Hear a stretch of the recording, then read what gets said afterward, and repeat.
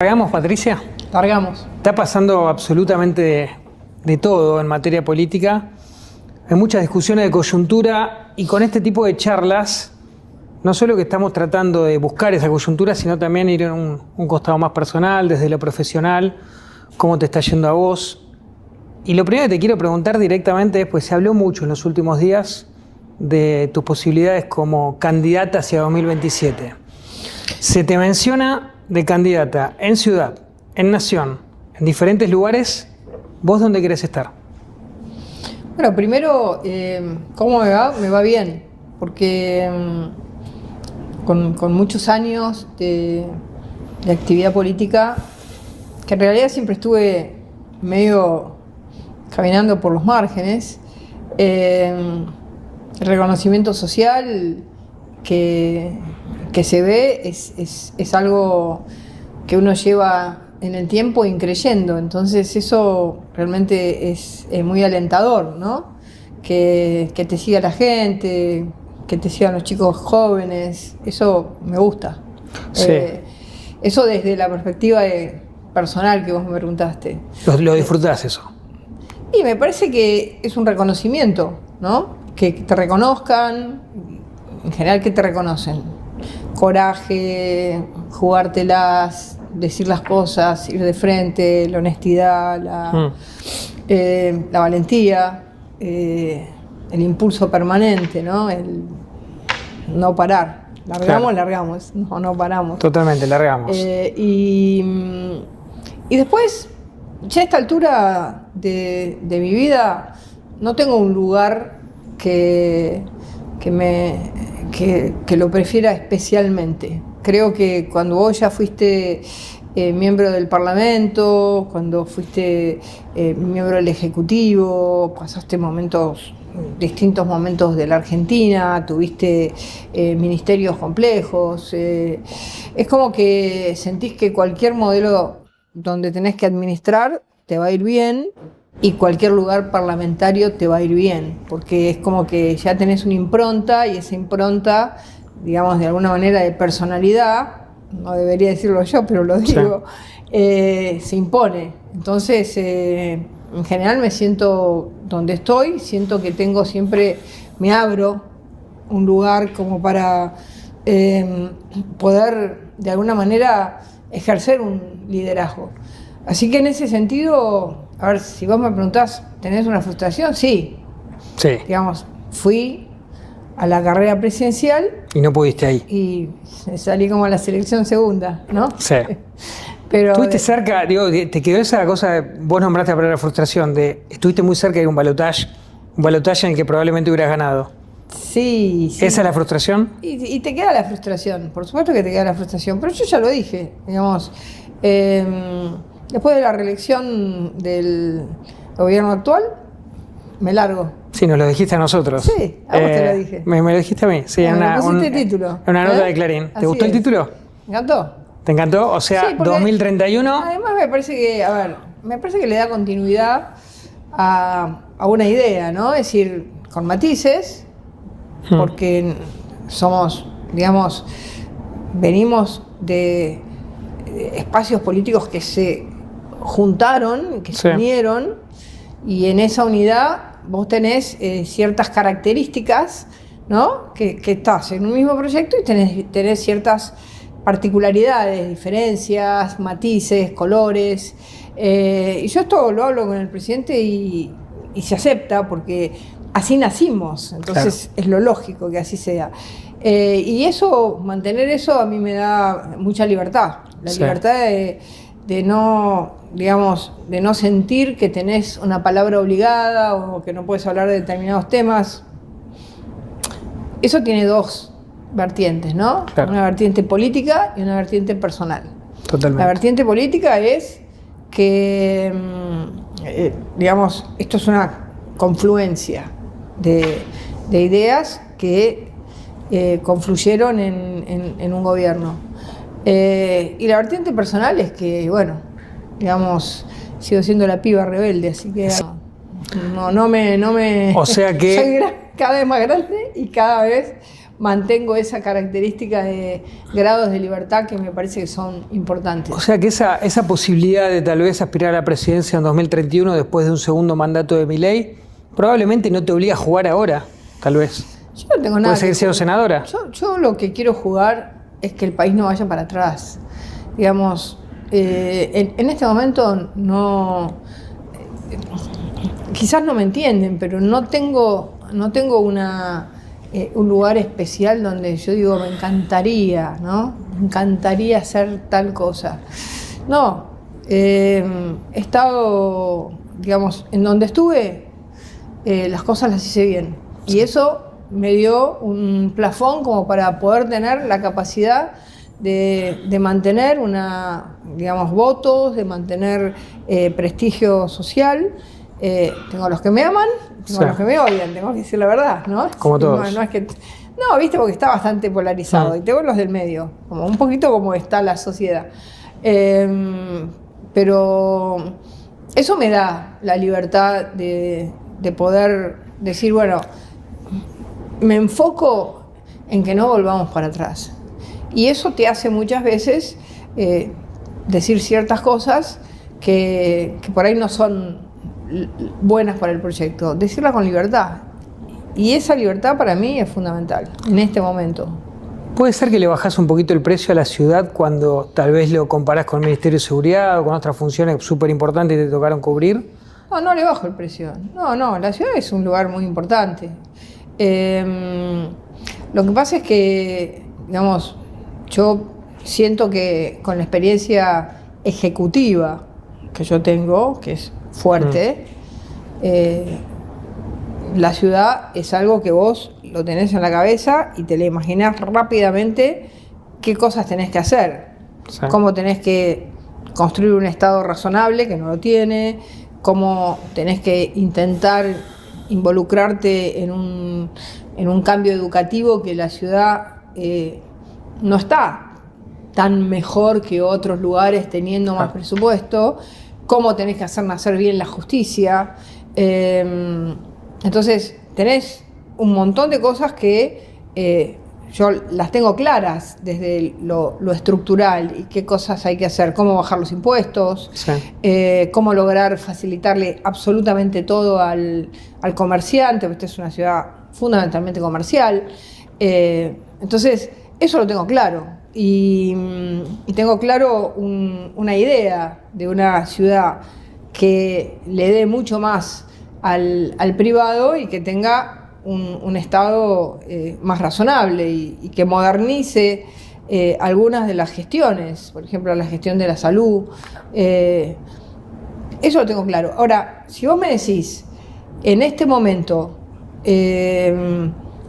necesitamos coalición, hacer una coalición, y en esa coalición la ciudad está para que siga quien está, Jorge Macri. Bueno, yo siento que mi mejor aporte, como lo fue cuando hice la coalición con Javier y ganamos la segunda vuelta, mi mejor aporte es decir, yo que sé que soy una candidata que tengo los votos necesarios para ser jefa de gobierno, sí. Y el apoyo necesario social para ser jefa de gobierno, te diría, haría el mismo gesto, claro. Si eso es necesario para un acuerdo. Si no lo es, sí. Bueno, es un lugar importante. Yendo a ese encuentro en la casa de Macri, en Acasuso, en 2023, en el que se ponen de acuerdo en competir juntos en el balotaje y apoyar a Javier Milei. ¿Qué diferencias encontrás entre ese Milei y el actual? Porque en algún momento hasta rivalizaste con él porque competiste contra él en esa elección y fuiste crítica. ¿Hoy cómo lo ves? Bueno, en principio yo discutía mucho con Milei antes de entrar en la etapa un poquito más última de la etapa electoral. Sí. Y ahí no discutíamos, éramos muy amigos, y él me decía, vamos juntos. Yo estaba en Juntos por el Cambio y Juntos por el Cambio era potente. Te iba a buscar, sí, te quería convencer. Yo creo, y lo hemos hablado bastante con él, cometimos ambos el error de atacarnos. cuando nosotros no nos teníamos que atacar entre nosotros porque teníamos el proyecto al que queríamos atacar, que era el populismo que expresaba Massa. Claro. Entonces, me parece que ahí cometimos un error. Un error que después lo enmendamos y que pudimos realmente ir para adelante. Pero ese día, eso, y esto es importante recordarlo, yo tomé la determinación inmediatamente. Sí.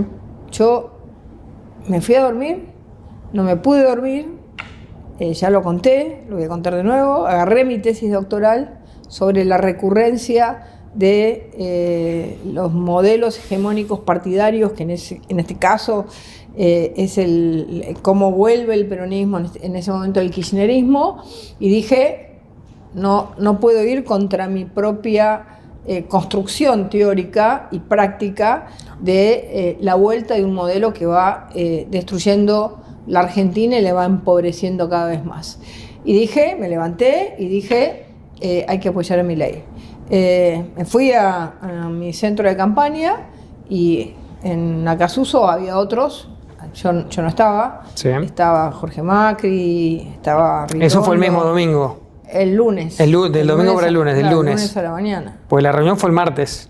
Sí, y yo lo llamé a... No, la reunión fue el lunes a la noche. El lunes a la noche. Yo lo llamé a Macri y le dije a Pinedo, acompáñame, estaba conmigo Pinedo. Claro. Nos fuimos a hablar con Macri y le hice toda la teoría de por qué teníamos que apoyar a Milei.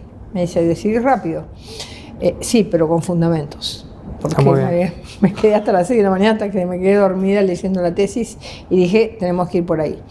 Eso no hace que no tengas ciertas maneras o ciertas diferencias que conviven, pero esa es la diversidad de un modelo coalicional.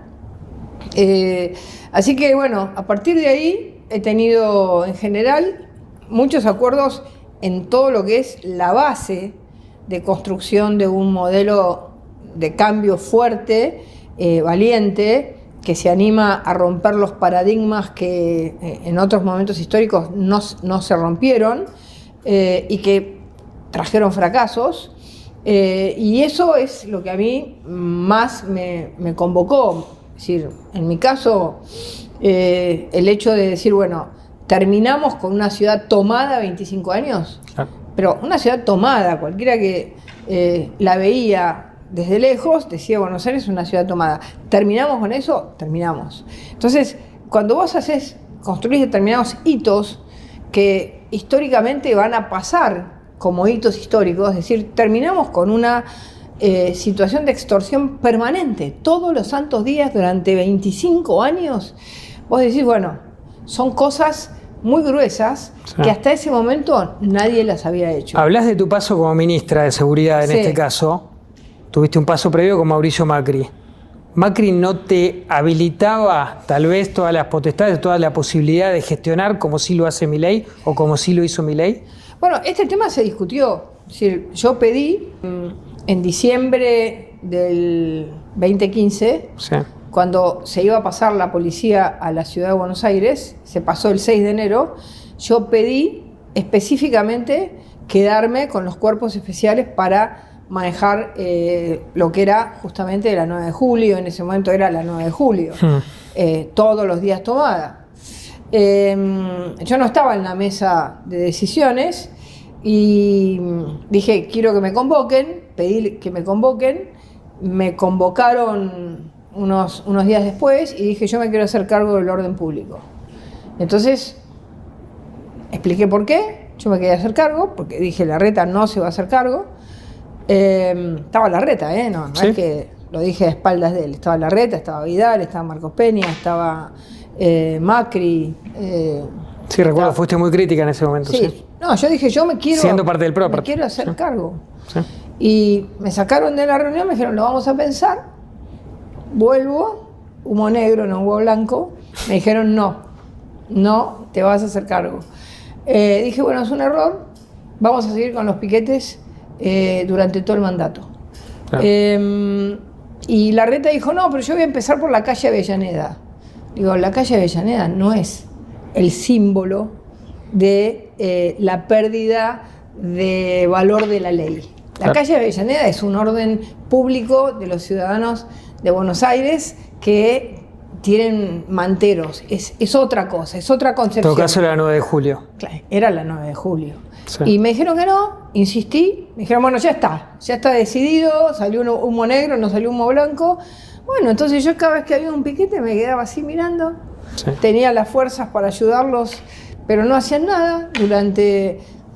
Tengo de Clarín, mínimo, durante los 4 años, 4 tapas. Me acuerdo. Criticando lo que hacía Larreta, ¿no? Me llamaba Marcos Peña, me decía de todo, ¿cómo vas a salir así en contra del gobierno? Bueno, le digo, porque quedamos en que se iba a hacer cargo y no se hace cargo, y seguimos con este problema y quedamos como unos inútiles, y yo, que soy ministra de Seguridad, quedo como un inútil, como que no me animo a enfrentar un problema que había que enfrentarlo. Entonces, o sea que Milei sí te habilitó un montón de cosas que Macri no te habilitaba. Sí, el que estaba siempre mejor posicionado en eso, que le gustaba más el orden, era Macri. Claro. Pero, digamos, había una segunda línea que te taponaba. Totalmente. Y en esa reunión, él le daba mucha importancia a esas reuniones. Yo no estaba, así que nunca... Era Marcos Peña, básicamente. Sí, estuve después, cuando ya estábamos medio incendiados. Patricia, te llevo un poquito al ámbito personal, digo, para mantener el clima, pero ir para otro lado. No sé si muchos lo saben, pero tenés todo un linaje histórico. Digo que sos bisnieta, por ejemplo, de Honorio Pueyrredón, que fue canciller, corregime si me equivoco, de Marcelo T. Alvear. Canciller y ministro de Agricultura. Claro, venís también de la misma dinastía que viene del lado de Juan Martín de Pueyrredón. Sí, primer presidente de la Argentina. También de los Luro, de un montón de familias con mucho cargo, obviamente Bullrich. Contame un poquito esa historia familiar, porque entiendo que venís de una familia también de origen radical. ¿Cómo eran esas charlas con tu abuela sobre esa etapa? ¿Cómo era esa infancia?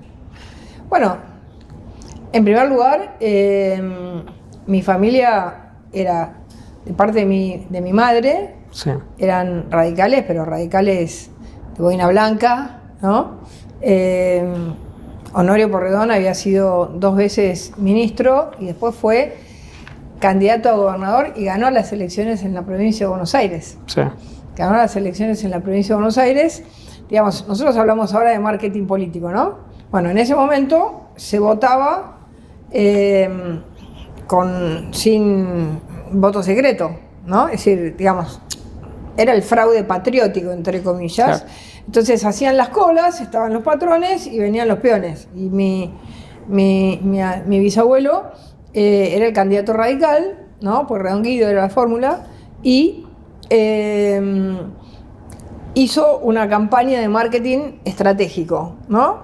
Empezó a decirle a todas las mujeres de la provincia de Buenos Aires, era así medio machista, que igual en la época. Que tejan boinas, te estoy hablando de 1930, 31, sí. Que tejan boinas coloradas. La boina colorada era conservadora, la boina blanca era la radical. Claro. Entonces decían, pero ¿cómo, doctor Honorio? ¿Cómo vamos a tejer boinas coloradas? Nosotros somos blancos. Entonces dijo, ustedes tejan boinas coloradas. Entonces empezó a repartir por toda la provincia de Buenos Aires boinas coloradas. Y póngansela el día de la votación.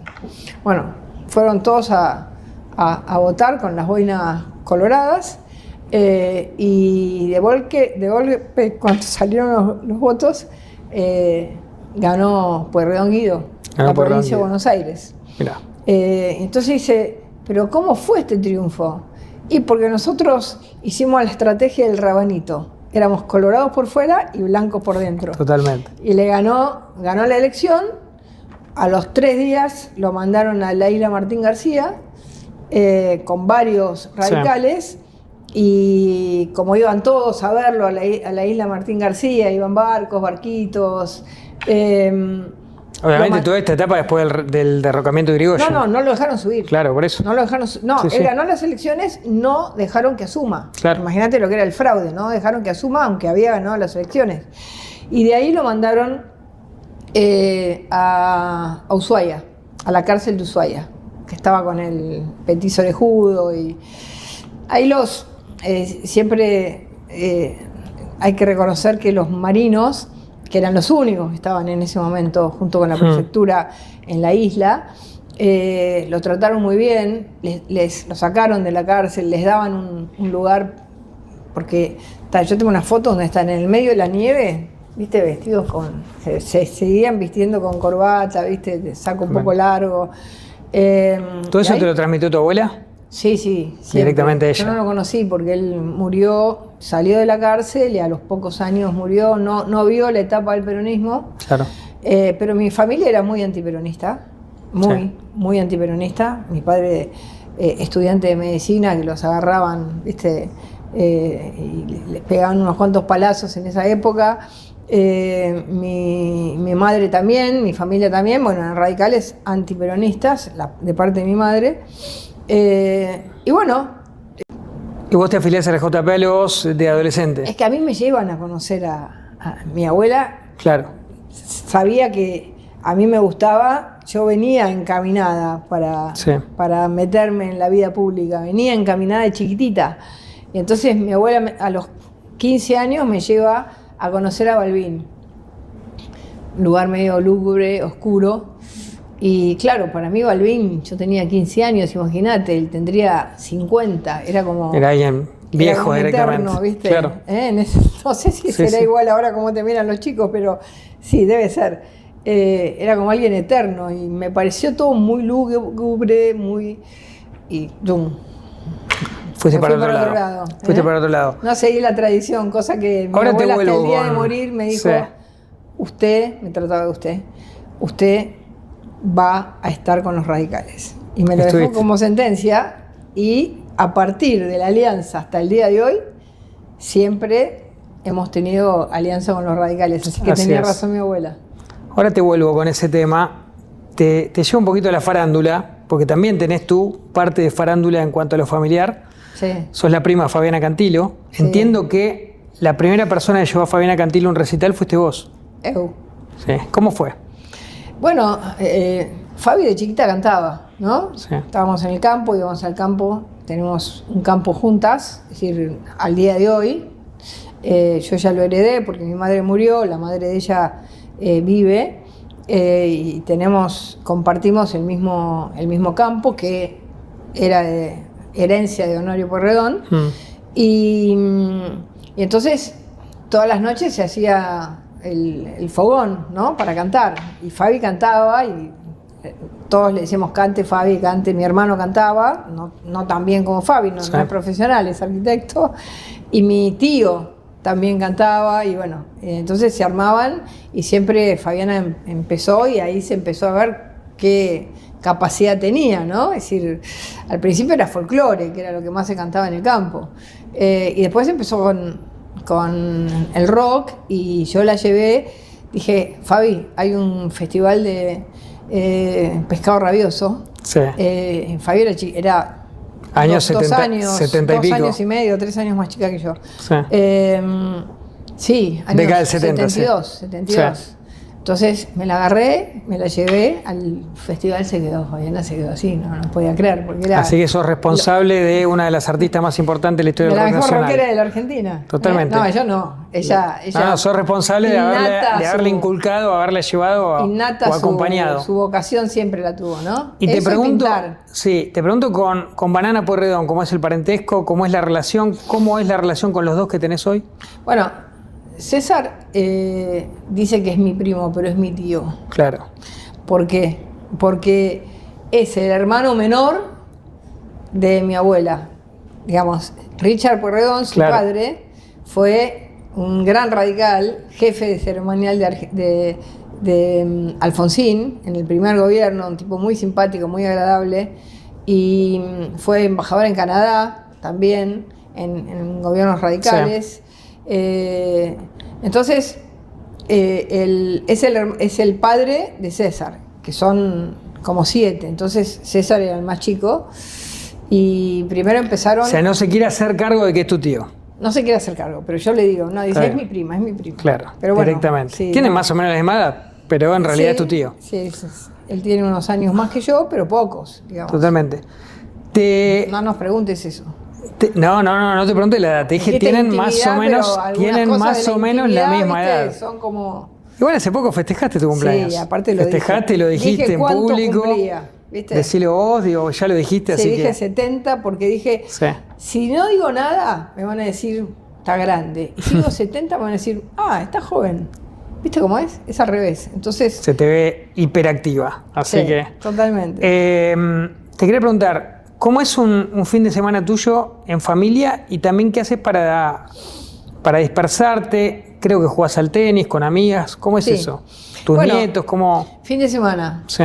En general los viernes vienen los chicos a casa de mis nietos.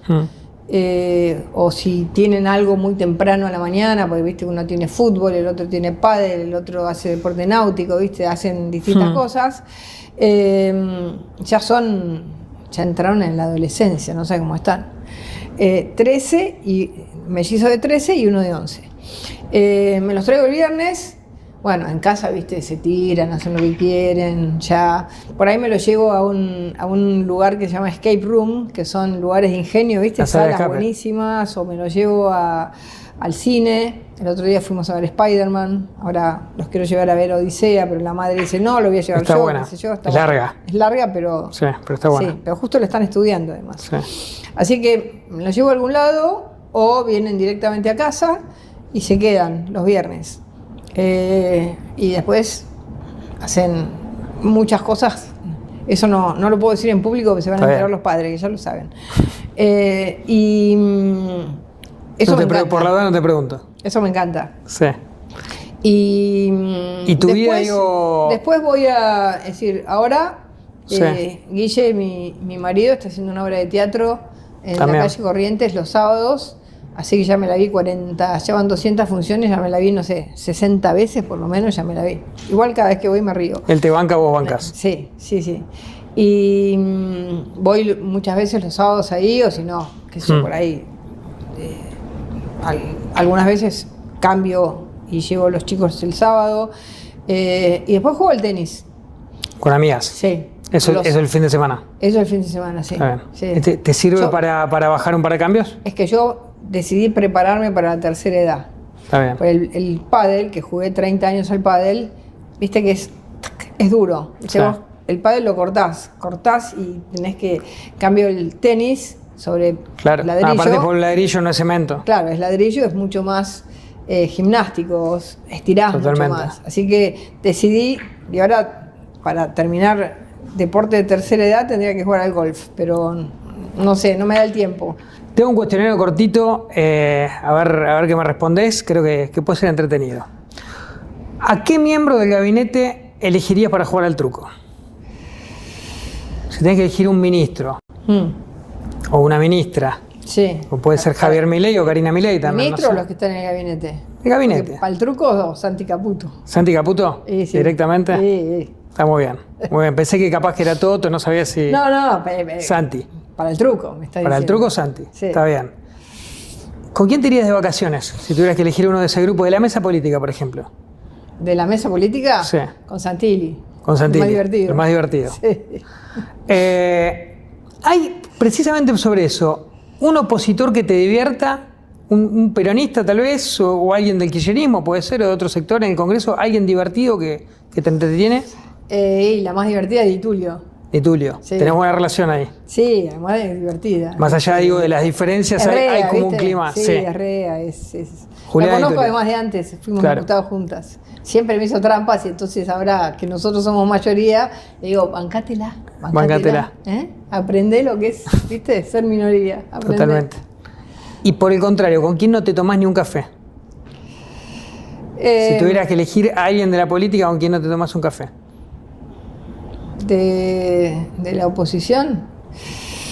Y se me ocurren varios nombres. No me tomaría un café, ¿sabes con quién? Con Máximo. Con Máximo. Pero porque lo veo cerrado. No porque le negaría un café a nadie, ni tengo un prejuicio específico. Pero lo veo como que, viste, es como el guardián de una ideología fracasada. Sí. Entonces siento como que no tendría puntos en común. Hasta sería más conversable tal vez con Cristina.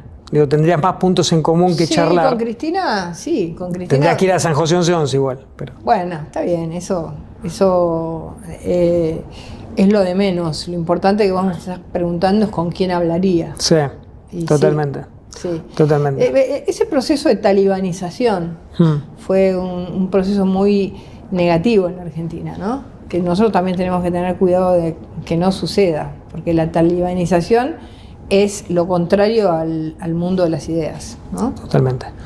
Voy a terminar la nota con una crítica que te suelen hacer, especialmente que tiene que ver con esta historia precisamente de estar vinculada al radicalismo desde sus orígenes, con familiares que tuvieron cargos importantísimos.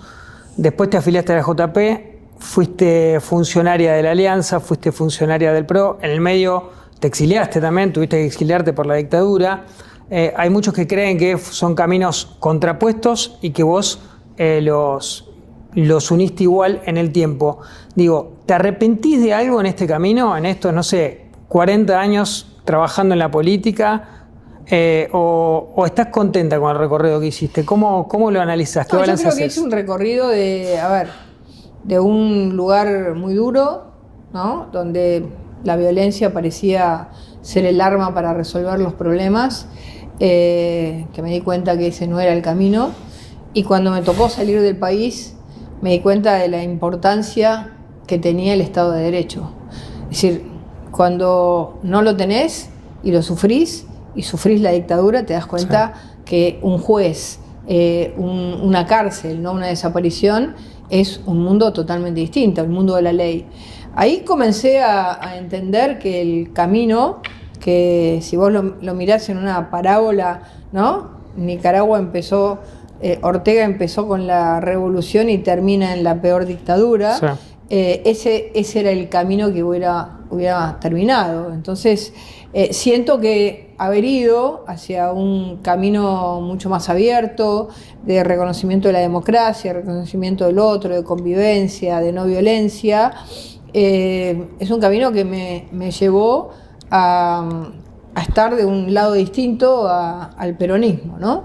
Y mira, y no te hablo quizás de un factor que fue determinante, que fue el tema de corrupción, pero también algo más profundo, que es qué tipo de sociedad querés construir. Y eso me llevó a tener, digamos, a participar de todas las coaliciones que de alguna manera son republicanas democráticas, ¿no? Menos Alfonsín. Estuviste en todas las últimas. Estuve en todas las coaliciones que de alguna manera tienen algo en común, ¿no? Sí. De la Rúa, Macri, Milei. De la Rúa, Macri, Milei. Milei quizás fue el más disruptivo porque venía de afuera del sistema, pero todas tienen un punto en común, un eje en común, un mundo en común. Entonces siento que yo tomé esa decisión y eso lo fui profundizando. Y bueno, el mundo de los partidos es un mundo que en la Argentina se desarmó y se armó 20 veces. Si vos pensás los partidos como la UCD que murió, partido como Frepaso que murió, sí, y que todos estuvieron en el gobierno. Digamos, yo durante muchos años mantuve un partido en la Ciudad de Buenos Aires, durante más de 20 años, hasta que lo uní al PRO. Y hoy siento que los límites no son tan claros para mí. Digamos, quizás el que entró directamente a la Libertad Avanza tiene un límite. Claro. Yo siento que es un mundo que es más amplio. Es la política. Y que, claro, es la política misma. Es hacia dónde vas. Hoy la Argentina tiene conglomerados políticos, no tiene partidos. Tiene partidos como el radicalismo, que tiene mucha tradición, qué sé yo. Pero tiene que reconstruir el voto, o tiene al peronismo que siempre tuvo ese tipo de organización, digamos, excepcional, ¿no? Sí. Nunca tuvo una organización típica de un partido. Entonces, hoy siento que en ese mundo de las ideas, ahí siempre estoy. Patricia, muchas gracias, un placer. Gracias.